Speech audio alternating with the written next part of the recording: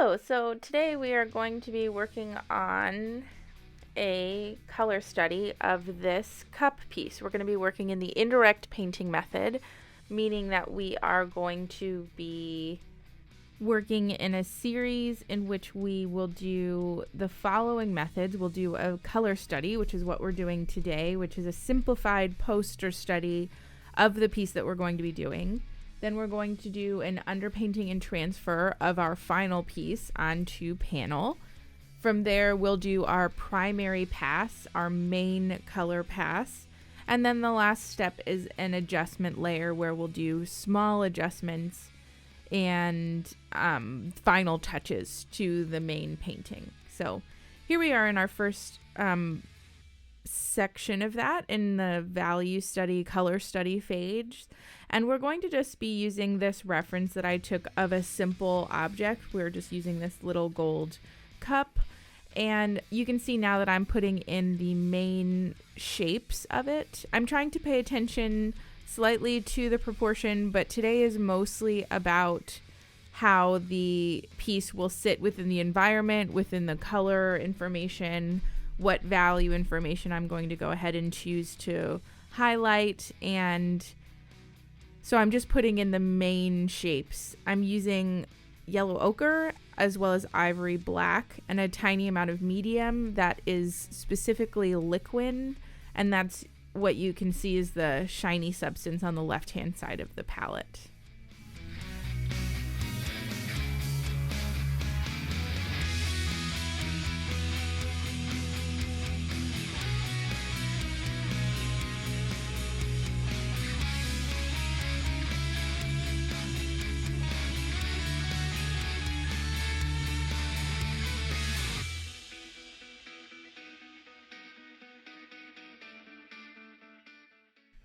I'm going ahead and just adding a little bit of information in the shadows just so that I can use that light-dark relationship to help me see a little bit more of the proportion that I'm getting. It's a mini version of an underpainting, and I probably won't take it beyond that, but I like to put that in just as an extra step to help me see what's happening. So you can see now that I'm actually just getting right into it. I'm starting with my ivory black as the pure pigment. And since I've already put a tiny amount of medium down in that little wash that I did, I don't need to add any more medium at the moment. I don't want it to be too slippery.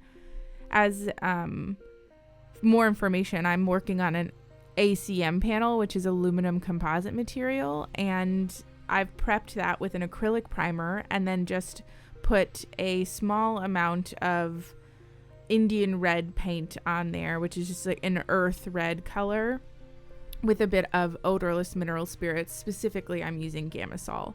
And so that's the prep that went into the canvas beforehand.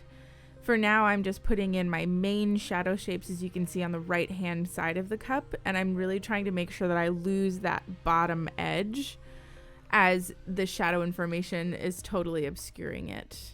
I started with a pure ivory black, and it's hard to tell this distinction now, but I added a tiny amount of cadmium red to that to make it just slightly lighter. And now I'm making a very dark gray color that's really quite cool to finish off the shadow shape. This is an important thing, is that I know that, and on my palette you can see the slight distinctions in this color information. But the reality is that in person, you can hardly see them on the piece itself on the panel. And that has to do with the fact that the whole panel is so light that as I continue to add more information, this distinction in the shadows will become a little bit more clear, and we'll be able to see the differences in that value information. So while it can be tricky, and a lot of those colors that I've already put down just look like a black flat shape, that's one of the reasons that we say so constantly that context is really important, because at the moment it doesn't have any context. It has nearly a white background. And while I've toned the canvas just slightly, it is still really quite light. And so we want to make sure that everything is still really, I'm paying close attention, that I'm making distinctions in the darks, even though it's a little bit hard to tell at the moment. That's why it's really good to have your canvas toned as well as your palette, because your palette is helping you see some of the distinction between that color information, even if you're not able to do it right away until you've put a little bit more paint down. So what I'm doing now is that I'm just working through the process of going from dark to light, and I'm making sure to vary my color information. I'm finding anywhere on the piece where I can add some of those darks. So the stem of the cup is quite dark along that edge. And so I'm putting that information in now. And I'm making sure to keep my value and color tiles separate so that if I ever need to go back, I have that tile reference there already, and I can remix a color that I need to find again. I'm noticing that the edge of the shadow information is a little bit warmer in this kind of olive way, and so I'm trying to make sure that I add enough yellow ochre to the ivory black that I'm making more of an olive color, and that's going to be the edge of the shadow that's going to help me transition it into that nice cool gray color. And it will create a nice difference in color variation from the cool edge of that shadow into the cool color of the fabric on the ground plane. Because if I just had it cool against cool, it would feel slightly flat. But by adding this slightly warmer bit of yellow ochre, there's going to be a cool, warm, cool next to each other, which will have a little bit more interest.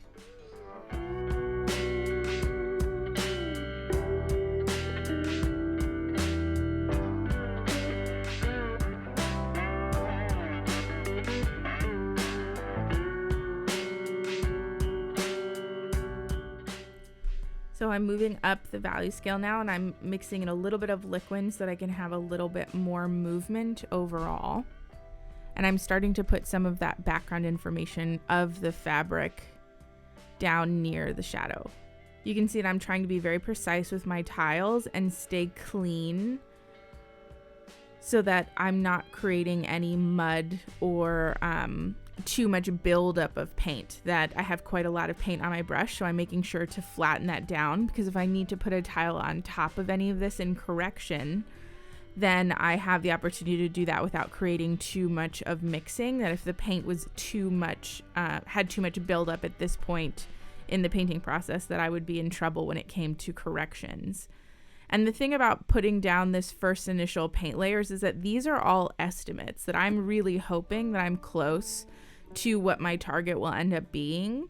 But more often than not, I'm going to have to make some adjustments to these, lighten things slightly, darken things slightly, because this is, again, I'm doing all of this without any context. And so this will be really helpful to have when I go to do the final painting process. You'll see that I'll have this piece available and next to me to sort of refer back to, and that from time to time I'll even test my paint against this small piece, just as a way of knowing whether or not I'm in the ballpark or I've overshot anything, and can have that context of having already done this piece. But since this is the first step in the process, I really need to make sure that I'm able to make some corrections along the way.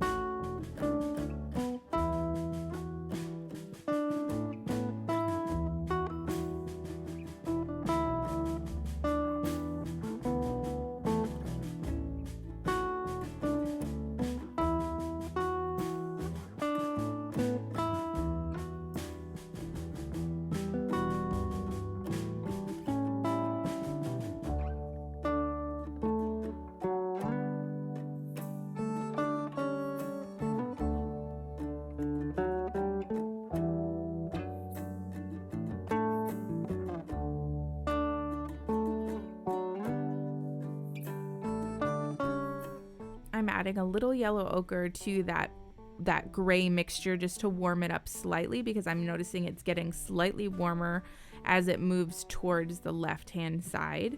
And that is very much because the light source was a warm one. You can tell that on the back wall as well, that the left-hand side of the wall that doesn't have any direct light on it is quite a cool gray. And then as you move towards the center, it gets quite a bit warmer.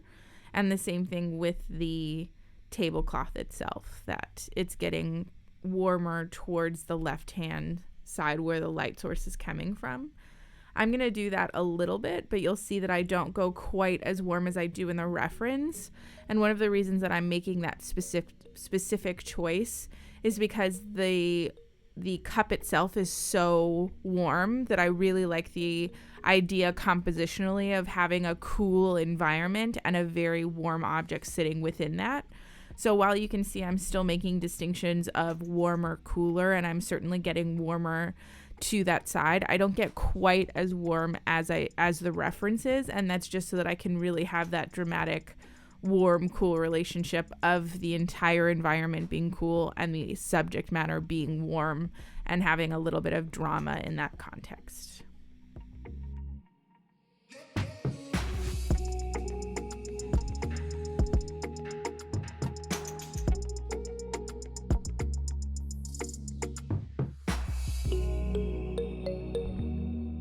I can see that I've gone too dark in the left-hand corner of the fabric, and so I'm going to have to do quite a bit of lightening there. And so I'm going to mix a separate pile here. I want it to get slightly cooler. Like I said, I want there to be that distinction of the cool environment. So rather than continuing to mix in the pile that I had previously had, I mixed the same value information, but I've just mixed a cooler version. And so I went in with straight white and black, and that has made the entire thing cooler from the start.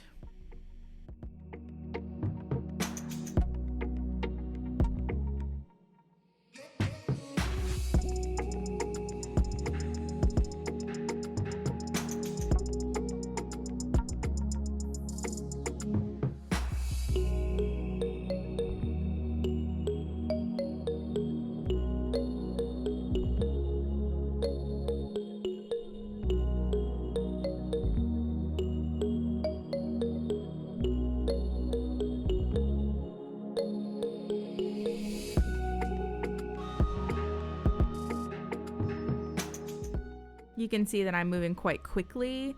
These value studies don't need to take a crazy amount of time, or pardon me, these color studies. I think that it's something that's valuable to try and move quickly and decisively. I think the overall time of this video will be about 40 minutes. And so that's something to keep in mind, is that that's a great thing to try and shoot for.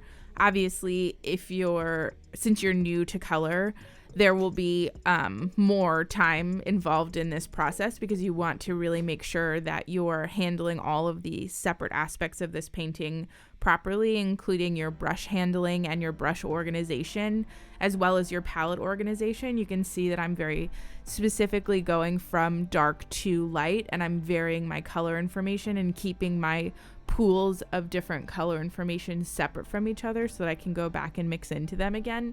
All of that is really important for efficiency, so it's more important when you're starting out to really make sure that you're able to nail all of those things and get a good habit built up, and then time will continue to improve with those specific skill sets as you continue to work towards being faster. But it's better to be slow and accurate than fast and messy.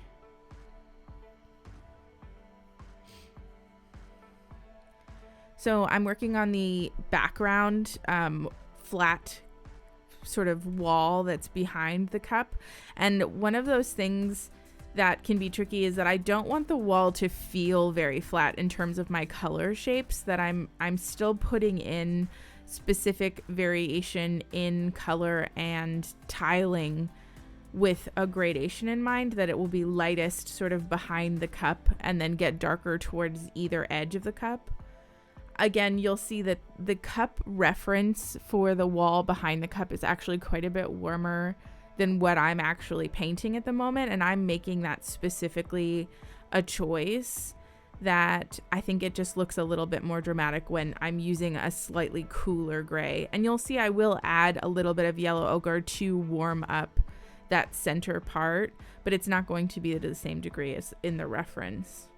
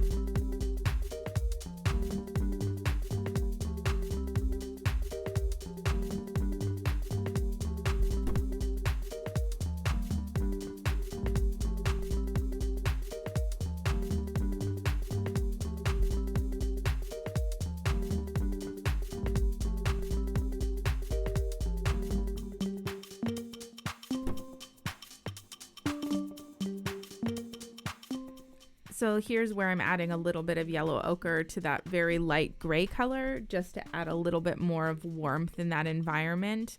I don't want it to feel too flat. If I just use grays across the board, there wouldn't be enough variation in color, and so still the environment you can see is quite cool. But I'm adding a little bit of yellow ochre to be able to just slightly vary that amount of color information. And then I'm actually doing the same thing with I did a tiny amount of red a few moments ago,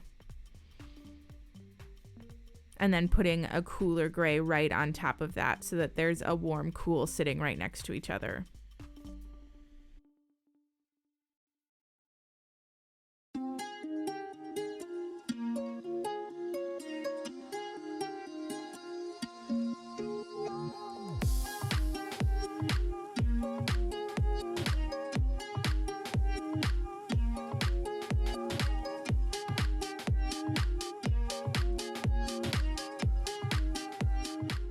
And then I lighten that whole left-hand corner because I was realizing it was getting too dark. And I wanted to leave some darkness there, but not too much contrast overall.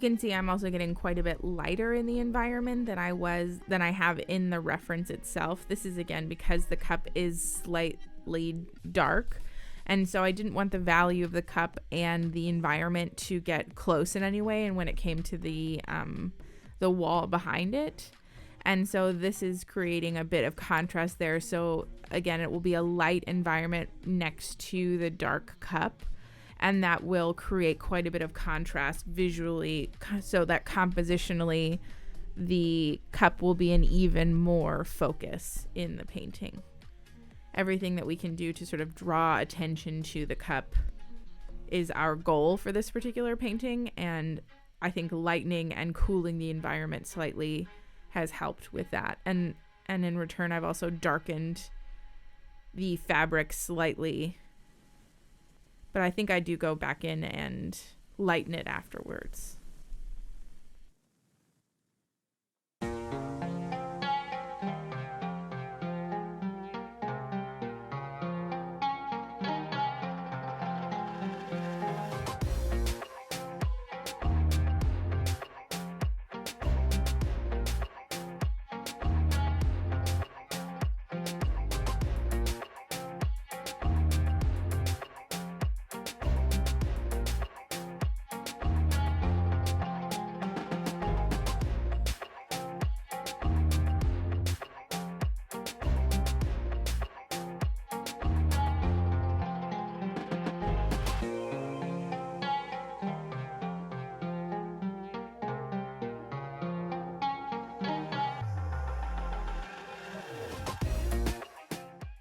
So I need to mix a darker transition here because there was too much of a variation between that light and dark of the fabric. And so I just found that next transition down, one value step down, to put in between the two of them that softened that whole edge. And so now you can see I'm going to lighten the front edge of the fabric more, but I'm making sure that I'm doing it in increments and keeping my tiles clean in the process. When I'm going over one tile so many times like that, it's just because it isn't clean yet. And by reinforcing that color information over and over, I'm able to make sure that the tile comes out smooth and clean and even. And that's what we're encouraging you to do as well.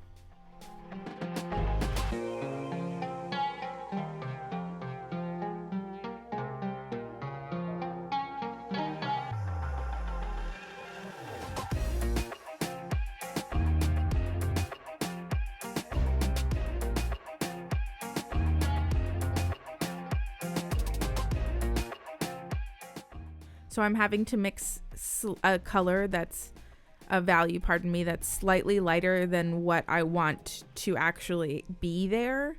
And that's because the color and value that's already placed down on the panel is slightly darker than I want.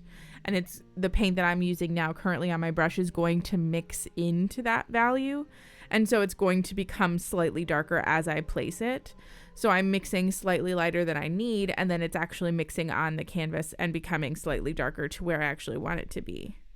And then here I am adding a little bit more yellow ochre so that, again, it's getting slightly warmer as it's moving towards the left side, and then I have that variation in there.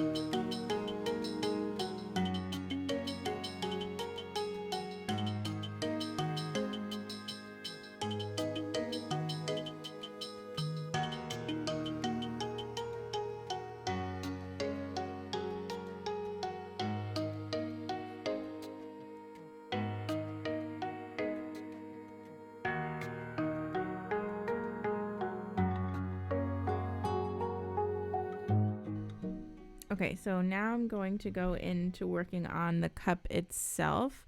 You can see that I had a brush there that I thought was clean and it wasn't.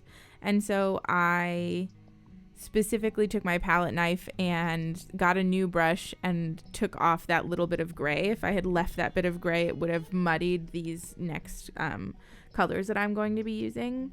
And so I'm trying to find like the color that is the deep shadow shape that's just to the left of it, a value step up. And so you can see I'm moving towards my darks and I'm building out from there.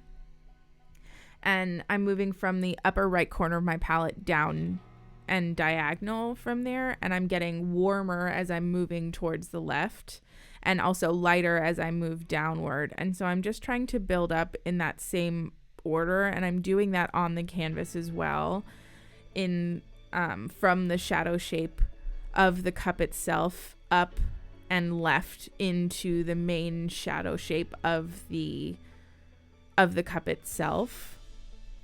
I'm using a black mixed with yellow ochre and some cadmium red light as this main dark shadow shape color.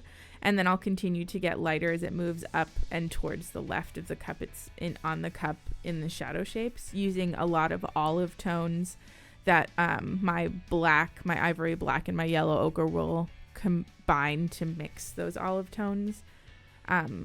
Also with hints of red in there.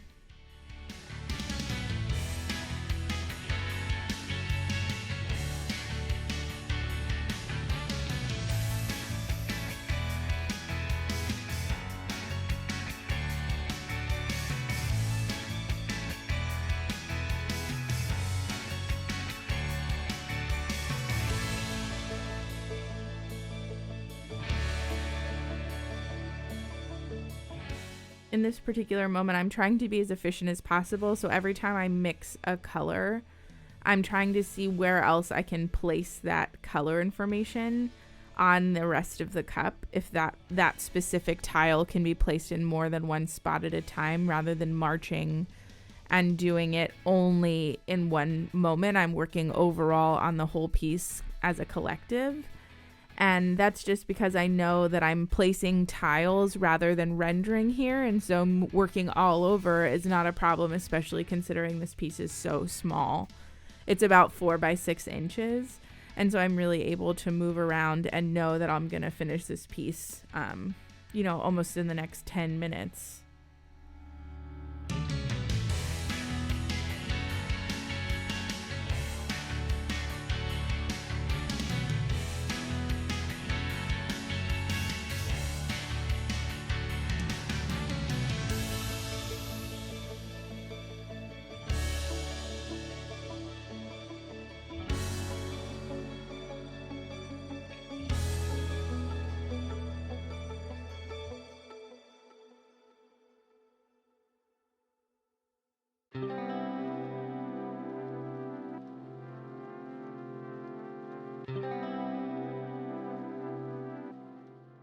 For the cup, for this shadow side, I'm putting down this color that I have on my brush at the moment.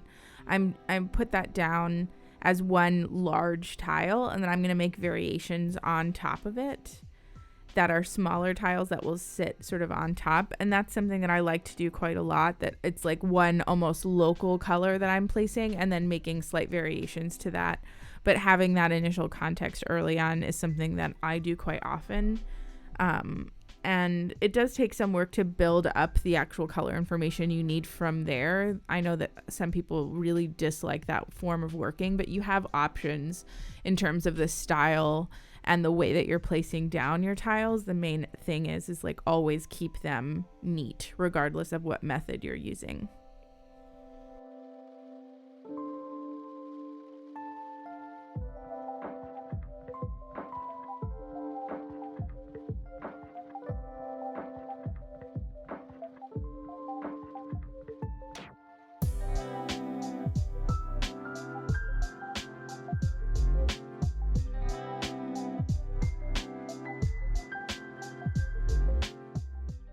I wanted to make a distinction while I have a moment, while you can see what I'm doing quite clearly in the study itself.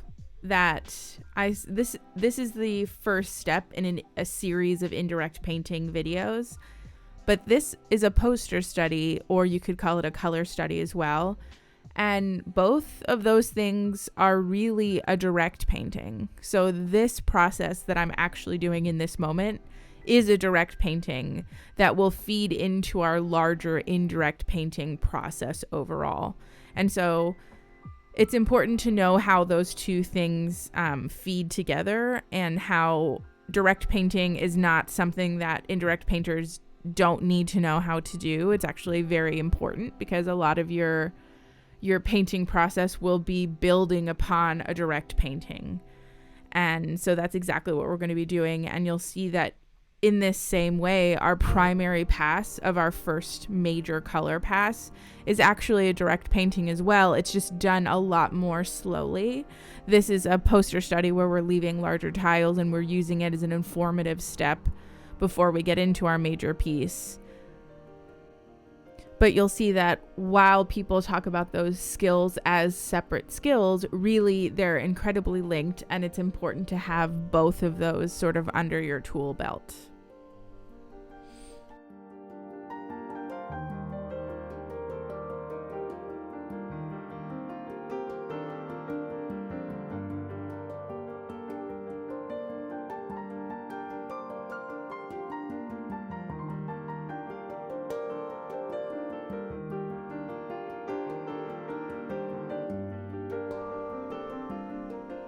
Okay, so I've done the major shapes for the outside of the cup, but I can't do the final steps until I put the inside of the cup in, because the value is just too light in comparison to what it needs to be.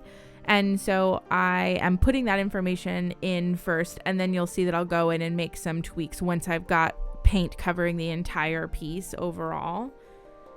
Another thing that I'll note is that this happens to me every time I paint anything. It's just slightly higher in chroma, the piece that I'm painting, and that's just the way that I see color and I interact with color. I definitely understand that the piece itself, the reference, is slightly more neutral than what I've got it, but that's the way that I paint. You can look at all of my paintings, they're slightly higher in chroma, meaning saturation, and so that's something that is just a good thing to note, that I do see that there is a difference. It's just the way that I actually paint, it comes out that way. And so for me, that's I'm actually quite happy about that I just enjoy paintings that look that way. But it's an important thing that if you're going to do that, you kind of want to be doing that consistently. And I don't mean from painting to painting, although that's not a bad idea. I'm mostly talking about within the painting, I'm using the same amount of chroma pretty much overall. Or like in this painting, you can see that I'm using the same amount of chroma in the cup itself, in the main subject matter. And then I've chosen to subdue the environment so that in more than, in 3 different directions, the cup is the main focus and is like stands out between everything. And that's sort of an important distinction. If I was only going to make the inside of the cup crazily high in chroma and then everything else was subdued, there would be some interesting narrative or question that would be associated with why that decision was made. For me, it makes sense that the entire cup is in high chroma, and so that is obviously the subject of this particular piece, so it makes sense without any specific separation of other than the cup is the focus, right? That's the narrative of this piece. If the inside of the cup was high chroma and everything else, including the outside of the cup, wasn't and was more neutral and more gray, there would be like, okay, well, is there a narrative something about the cup on the inside and our insides? And people would sort of experience that piece in different ways. But know that each time you're making a compositional decision like that, there is something that's going to be attached to that and the way that people experience the piece. And so keeping all of that in mind when it comes to the composition. And that's something very much that we're studying at the moment. And that's the reason to do poster studies and color studies, is to take the reference image that we're using and figure out how we can enhance it or use it, and also highlight certain things that can amplify the entire experience or composition of the piece to come.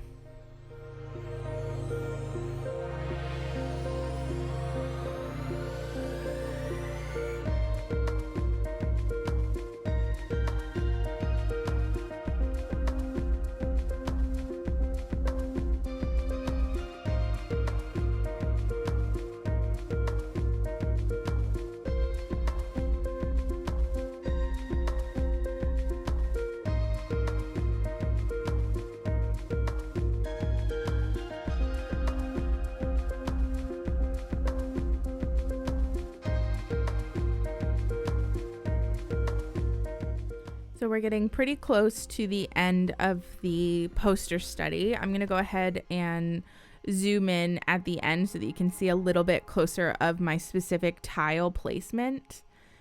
But I just wanted to say that, again, this was about 40 minutes in real time. I didn't do any speeding up, and so that's a great thing to try and shoot for.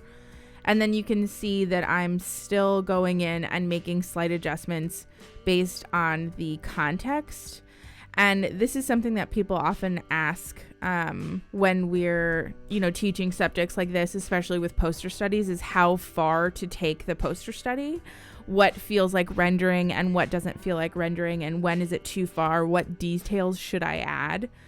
And you can see that I'm really making the distinction to call out certain things that I find important, like the rim of the cup I find to be an important detail, and the little reflective bits of light within the cup. I think that those are important distinctions to have as well.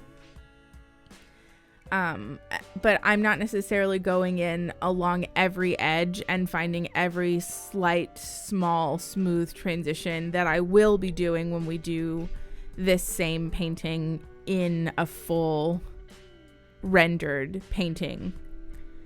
So you'll see that sort of separation between this stage and that stage. And with this one, I'm just trying to find the least amount of information I can add and still capture the very essence of the cup. With the other piece, I'm going to just try and find every bit of information I can possibly add. And not necessarily everything will always be to that level of realism, but we are absolutely trying to shoot for that now, because we want you to build up a skill set where you can paint everything to the 10th degree. And then from there, you can pull back and decide how far you want to render things and how much detail you want to put in, but you'll be doing that as a specific choice and not because you're unable to render to a super high degree.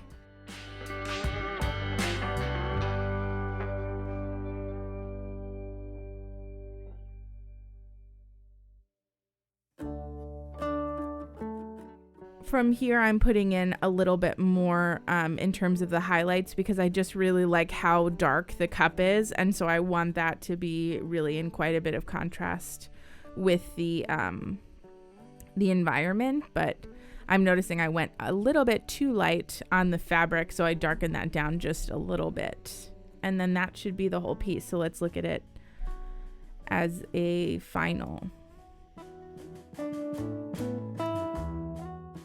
And so here you can see all of the tiles that I've placed, and you can see my separation and gradation basically all the way across. And so I have a very clear idea of where we're going in the next section, and I'll make sure that I refer to this constantly while I'm doing that painting to make sure that I'm on the right track.